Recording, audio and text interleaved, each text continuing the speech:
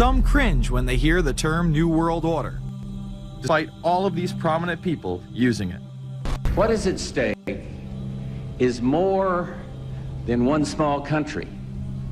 It is a big idea, a new world order, where diverse nations are drawn together in common cause to achieve the universal aspirations of mankind.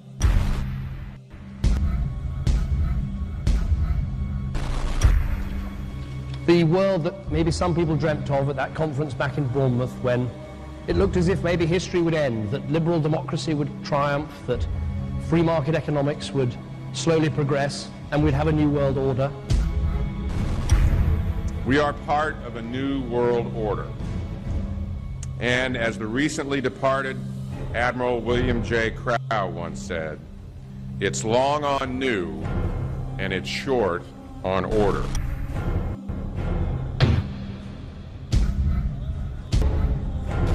Walter Isaacson wrote a wonderful book about some of the wise men who helped shape the New World Order following the Second World War.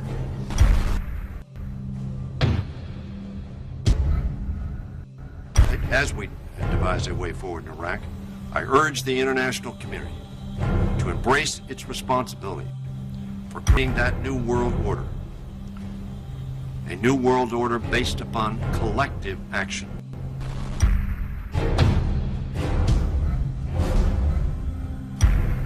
The transatlantic partnership was never just the foundation of our security.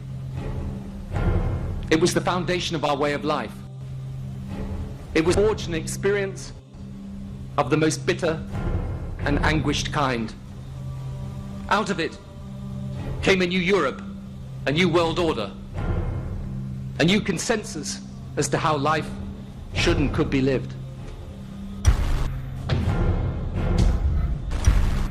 And just like that, it was gone. It was a new world order. That's what President George H. Bush said. About the new world taking shape around us, about the prospects for a new world order now within our reach. In the coming weeks, I'll be talking in some detail about the possibility of a new world order emerging after the Cold War. But today, I want to discuss another aspect of that order. You see, as the Cold War drew to an end, we saw the possibilities of a new order in which nations work together. It refers to new ways of working with other nations to deter aggression and to achieve stability.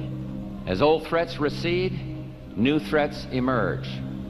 The quest for the new world order is in part a challenge to keep the dangers of disorder at bay. साथियों, आज दुनिया नए world order की तरफ बढ़ रही है। भारत के बढ़ते सामर्थ्य के साथ ही विश्व में भारत की भूमिका भी तेजी से बदल रही है। संकट के घेरे में थे और सेकेंड वर्ल्ड वॉर के बाद एक दुनिया में एक नया ऑर्डर, न्यू वर्ल्ड ऑर्डर, उसने आकार लिया। शांति के मार्ग पर चलने के शपथ हुई। इस मंत्र को लेकर के दुनिया के अंदर विचार प्रबल होते गए। यूएन का निर्माण हुआ, इंस्टीट्यूशंस बनी। उस वर्ल्ड वॉर के बाद Walter Isaacson wrote a wonderful book about some of the wise men who helped shape the New World Order following the Second World War. The Second World War. The Second World War. The Second World War. Second world war के बाद एक दुनिया में एक नया order, new world order, उसने आकार लिया। আপনি কেমন দেখেন যে আজ থেকে 50 বছর পরে, সোশ্যাল 100 বছর পরে সোশ্যাল বিজনেস সংক্ষেপের বিষয়টা হলো যে এইটা সোশ্যাল বিজনেস থেকে কথাটা এসছে, আমরা একটা নতুন বিশ্ব গড়ব, একটা নতুন বিশ্ব গড়ব।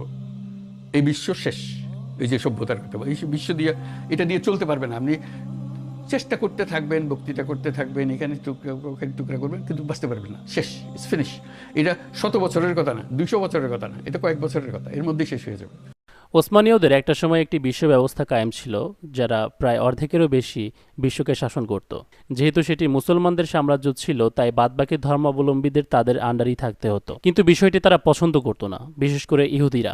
ইহুদিদের ধর্ম অনুসারে ওরা কিন্তু ওদের মসিহ ঈসা আলাইহিস সালামের জন্য এখনো অপেক্ষা করছে। সুতরাং সেই মসিহ আসার আগে তারা কোনো রাজত্বকে প্রকৃত রাজত্ব হিসেবে মানে না। তাই ওদের থিওরি হলো এই যে বিশ্ব ব্যবস্থা কায়েম ছিল এটিকে পরিবর্তন করে নতুন একটি বিশ্ব ব্যবস্থা কায়েম করতে হবে। সেখান থেকে কথাটি এসেছে নিউ ওয়ার্ল্ড অর্ডার, নতুন বিশ্ব ব্যবস্থা। এই বিশ্বাসের উপর ভিত্তি করে ওরা সামনের দিকে অগ্রসর হয় এবং প্রথম দ্বিতীয় বিশ্বযুদ্ধ সংগঠিত করার মাধ্যমে ওরা প্রথম বিশ্ব ব্যবস্থাকে ধ্বংস করে। সেই আলোচনায় আর বিস্তারিত যাচ্ছি না। জার্মানির একটি ইহুদি পরিবার যাদেরকে রেড শিল্ড অথবা দ্য রথস চাইল্ড বলা হয়, এই পরিবারের 5 সন্তানকে 5টি স্থানে ব্যাংকিং সুদি সিস্টেম চালু করার জন্য পাঠানো হয়। যেই সুদ সম্পর্কে আল্লাহ তাআলা বলেছেন যে সুদি কাজ কারবার করা আল্লাহ ও তার রাসূলের বিরুদ্ধে যুদ্ধ ঘোষণা করা। কথাটির যথেষ্ট ওজন আছে। সুদি কারবার করা কিভাবে আল্লাহ তাআলার বিরুদ্ধে যুদ্ধ, সুদ, ব্যাংকিং সিস্টেম কিভাবে গরিবের রক্ত চষে, এই ভিডিও থেকে জানতে পারবেন। 5 জন সন্তানের মধ্যে একজন ছিল নেথান রথসচাইল্ড, যাকে ইংল্যান্ডে পাঠানো হয়, যে বলে ব্রিটেনের মানি সাপ্লাই যেই ব্যক্তি করে ব্রিটিশ সাম্রাজ্য সেই নিয়ন্ত্রণ করে এবং ব্রিটেনের মানি সাপ্লাই আমি করি। তার মানে বোঝালো ব্রিটেনকে সে নিয়ন্ত্রণ করে। তারা বিভিন্ন যুদ্ধ বাঁধিয়ে মানুষদেরকে লোন দিত। অ্যাংলো ফ্রেঞ্চ যুদ্ধে ব্যাটেল অফ ওয়াটারলুর শেষে 1815-তে ইংল্যান্ডকে ধোকা দিয়ে তাদের মেজর বন্ডস এবং দামি দামি শেয়ার কিনে নেয়। এরপর থেকেই ইংল্যান্ড এই ইহুদিদের হাতে চলে আসে এবং ব্রিটেনকে সুপার পাওয়ার হিসেবে দাঁড় করায় সারা বিশ্বকে দাজ্জালি শাসন ব্যবস্থার আন্ডারে নিয়ে আসতে। এবং আমরাও বাঙালিরা সেই ব্রিটিশদের দ্বারা শাসিত হয়েছি। বিশ্বের বেশিরভাগ জায়গা ব্রিটিশদের আন্ডারে নিয়ে আসা হয় এবং প্রায় অর্ধেক তাদের পরিকল্পনা সফল হয়ে যায়। কিন্তু এখনো একটি মেইন কাজ বাকি, ইহুদিদের জন্য নিজস্ব একটি রাষ্ট্র গঠন করা। আর তাদের সবচেয়ে পবিত্র জায়গাটি তারা মনে করে জেরুজালেম। এবার তাহলে মিলিয়ে নিন কেন ইউরোপ থেকে ধরে ধরে এনে ইহুদিদেরকে ফিলিস্তিনে ঢুকিয়েছিল ব্রিটিশ এম্পায়ার। ব্রিটিশদের বেশিরভাগ ছিল খ্রিস্টান ধর্ম অবলম্বী। ইহুদিদের রাষ্ট্র তৈরি করতে তো ওদের ঠেকা পড়েনি, কিন্তু একটা সাম্রাজ্য দিয়ে যে দীর্ঘদিন যাবৎ সবাইকে শাসন করা যায় না এটা ওরা ভালো করে বুঝে গিয়েছিল। পাওয়ার ট্রান্সফার হয় আমেরিকায়, আমেরিকা সুপার পাওয়ার হয়, একের পর এক গোয়েন্দা আমেরিকার ভেতরে ঢোকানো হয়, গোয়েন্দা দিয়ে বিভিন্ন গুরুত্বপূর্ণ প্রতিষ্ঠানকে দখলে নেওয়া হয়, যে বিষয়ে ডিটেলসে জানতে পারবেন আমার দাজ্জাল সিরিজ থেকে। আচ্ছা, এবারে আমেরিকান পলিটিশিয়ানদের মুখে একই বুলি বারবার আমরা লক্ষ্য করি, যেটা ভিডিওর শুরুতে দেখেছেন। আমেরিকান পলিটিশিয়ানরা এই ব্যাপারে এতটাই সিরিয়াস হয়ে পড়ে ওদের $1 বিলের পেছনে লেখা দেখতে পাওয়া যায় ল্যাটিন ভাষায় নোভাস অর্ডো সেক্লোরাম, নিউ ওয়ার্ল্ড অর্ডার, নতুন বিশ্ব ব্যবস্থা। এবং তার উপর দেখতে পাচ্ছেন পিরামিড। পিরামিডের উপর কি রয়েছে? এক চোখ। হাদিসে নবী সাল্লাল্লাহু আলাইহি ওয়াসাল্লাম কার ব্যাপারে ভবিষ্যৎবাণী করেছেন? যে সে এক চোখের হবে, দাজ্জাল।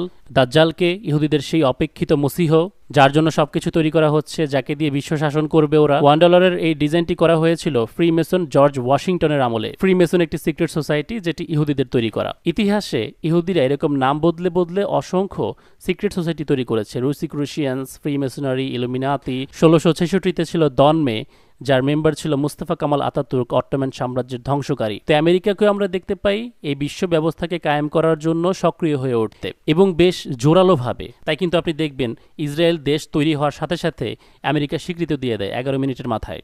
ইসরায়েলের কিছু হলেই আমেরিকার পরাণ কাঁদে। ইসরায়েলের জন্য ফান্ড রেজ করে, তাদেরকে টাকা অনুদান দেয় বিভিন্ন উপায়ে। জো বাইডেন সে নিজেকে একজন জায়নিস্ট দাবি করে। তো এই সবকিছুই দিবালোকের মতো পরিষ্কার যে পৃথিবীতে আসলে কি চলছে।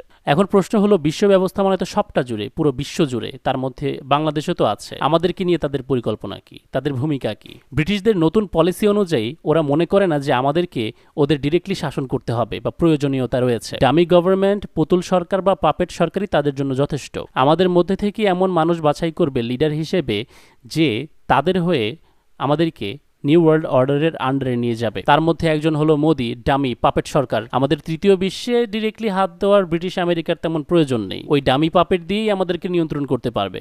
কিন্তু দুঃখজনক বিষয় হলো আমাদের বাঙালিদের মোদি ছাড়া আর কোনো শত্রু চোখেই পড়ে না। হ্যাঁ, ব্রিটিশ আমেরিকার নেতৃত্বেই মোদি তাদের নীতি অনুসরণ করে আমাদেরকে অত্যাচার করেছে, মুসলমানদেরকে বিশেষ করে, যেন মুসলিমরা পুনরায় খেলাফত প্রতিষ্ঠা না করতে পারে। আমরাও ধরে বসে আছি যে মোদি একমাত্র চক্রান্তকারী। মোদিরও যে গুরু ঠাকুর আছে, আমরা বর্ডার ক্রস করে ওই পর্যন্ত যেতেই পারিনি। আমাদের চিন্তাভাবনা এতটুকু গণ্ডির মধ্যেই বন্দী, যার কারণে এখনো আমরা আমেরিকার থেকে সাহায্য চাই, তাদের কাছ থেকে সুষ্ঠু নির্বাচনের আশা করি, একজন ন্যায়পরায়ণ শাসক কামনা করি, বোকার মতো। তো গত নির্বাচনে করেনি ওরা সুষ্ঠু নির্বাচন। হাসিনা ছিল মোদির ডামি, মোদি ছিল আমেরিকার ডামি। না হলে এত দীর্ঘদিন যাবৎ গদিতে ওদের কে বসিয়ে রাখে? 17 বছর হাসিনাকে, 15 বছর, তিনবার মোদিকে, ইসরায়েলের নেতানিয়াহুকে। কিভাবে? ব্রিটিশরা আমাদেরকে ছেড়ে গেছে কিন্তু শাসন ছাড়ে নাই। Divide and rule policy apply করে ইন্ডিয়া, পাকিস্তান, ভারত, মুসলিম, খ্রিস্টান, হিন্দুর মধ্যে দাঙ্গা, এভাবে ডিভাইড তো করেছে, আর রুল করছে সেকুলার গভর্নমেন্ট দিয়ে। আমাদেরকে বোঝাচ্ছে ওদের তৈরি করা সেকুলার ধর্মনিরপেক্ষ গভর্নমেন্ট বসালে সকল ধর্মের মানুষ শান্তিতে বসবাস করতে পারবে। সেই কারণে আমি গত ভিডিওতে বলেছি আমেরিকান সমর্থিত কাউকে দায়িত্ব দেওয়ার দরকার নেই। Let's talk about American presidential award winner doctor Yunus. গ্রামীণ ব্যাংকের সাবেক ব্যবস্থাপনা পরিচালক নোবেল বিজয়ী ডক্টর মোহাম্মদ ইউনুসের কাছে জাতীয় রাজস্ব বোর্ডের 666 কোটি টাকা কর দাবির বৈধতা চ্যালেঞ্জ করে দায়ের করা রিট খারিজ করে দিয়েছেন হাইকোর্ট। এর ফলে ডক্টর ইউনুসকে এই টাকা সরকারকে পরিশোধ করতে হবে। কোনো কিছু লক্ষ্য করেছেন? 666 কোটি টাকা 666 কোটি টাকা। হঠাৎ করে এই মুহূর্তে আসা ডক্টর ইউনুসের 666 কোটি টাকার খবর বেশ ভালোই মিডিয়ার মধ্যে চলছে। আপনারা কি জানেন 666 কিসের number? 666 days. Astaghfirullah. Astaghfirullah. WWE স্যাটানিজমকে অনুসরণ করে নিজেও একটি বিগ ইভেন্টে তাদের একজন রেসলারকে, যেহেতু WWE স্ক্রিপ্টেড, 666 দিনের জন্য চ্যাম্পিয়ন রাখে। সে ব্যাপারে যখন একজন মুসলিম রেসলার কথা বলছিল তখন পাশাপাশি আস্তাগফিরুল্লাহ পড়ে, কারণ সে এই নাম্বারের অর্থ জানে। এই রিপিটেটিভ নাম্বারগুলো অ্যাস্ট্রোলজিক্যাল, যারা জাদুবিদ্যায় বিশ্বাস করে তারা এগুলো ব্যক্তিগতভাবে ব্যবহার করে বিশেষ কিছু মুহূর্তে। বড়সড় কোনো ইম্পর্টেন্ট ঘটনা ঘটানোর সময় 5 এপ্রিল 2020-এ লকডাউন চলছিল। নরেন্দ্র মোদী পুরো ভারতবাসীকে আহ্বান করেছিল করোনাকে প্রতিহত করতে এক্স্যাক্টলি রাতের 9টা বাজে 9 মিনিটের জন্য ক্যান্ডেল জ্বালিয়ে যেন সবাই দাঁড়িয়ে থাকে। নাম্বার 9 বারবার রিপিট করার কারণ হলো নাম্বার 9 হচ্ছে ফিনিশিং বা এন্ডিং নাম্বার। সে ঠাট্টা করার জন্যই কাজ করেনি, মস্করা করার জন্য করেনি। তার বিশ্বাস এভাবে করোনা শেষ হবে। অ্যাপল কোম্পানিও তাদের প্রথম কম্পিউটারের দাম রেখেছিল $666। এই নাম্বার রিপিট করার বিষয়টি অর্থহীন নয়। বাইবেলের রেভেলেশন চ্যাপ্টারে 666 এই নাম্বারটিকে দাজ্জালের ছাপ বলা হয়েছে। কাকতালীয়ভাবে 1 কোটি টাকাও এদিক ওদিক নয়, এক্স্যাক্টলি 666 কোটি টাকা ঋণ আমাদের বাংলাদেশি সরকারের কাছে ডক্টর ইউনুস সাহেবের। ইনি তো সেই ব্যক্তি যিনি কিনা ইউগান্ডার LGBTQ মুভমেন্টের মাইনরিটির পক্ষে সাইন করেছিলেন তার বাদবাকি নোবেল প্রাইজ উইনারদেরকে নিয়ে। সে কি গে, লেসবিয়ান, LGBTQ-কে সাপোর্ট করেনি 2012 সনে? এটা কি সবাই ভুলে গিয়েছে? এটা কিসের সিম্বল? সে যেটা হাত দিয়ে বানাচ্ছে, কোত্থেকে শিখে এসেছে সেই সিম্বল, যার অর্থ 666, যেটি আপনি অসংখ্য সেলিব্রিটিদেরকে হাত দিয়ে বানাতে দেখবেন যারা ইলুমিনাতির পাপে। ইভেন আমি বারবার বলেছি UN আমেরিকার কোনো সাগরেদকেই এই গুরুত্বপূর্ণ দায়িত্ব না দিতে। এখন আমি যখন ভিডিওটি রেকর্ড করছি সে হয়তো শপথ গ্রহণ করছে। অনেকে বলতে পারে যে ভাই তার ব্যাপারে আগে সতর্ক করলেন না কেন? আমি UN আমেরিকার ব্যাপারে তখনও সতর্ক করেছি যখন কিনা আমার এবং ভারতকে নিয়ে কথা বলার প্রয়োজন ছিল। আমি তখন UN আমেরিকা নিয়ে সতর্ক করেছি যখন সবার ভারতের দিকে নজর ছিল, এর দিকে তাদের ফোকাস ছিল। জাস্ট বিকজ স্বৈরাচারের দ্বারা সে নির্যাতিত ছিল, so he has to B the right person. এটা কি কোনো লজিক নাকি? যদি A রং হয় অটোমেটিকলি B রাইট হয়ে যায় না? আমি বলেছিলাম 111 রিপিট না করতে। যাই হোক, ইতিহাস থেকে যদি মানুষ শিক্ষা না নেয় তাহলে আর কিছুই করার নেই। ফি আমানিল্লাহ।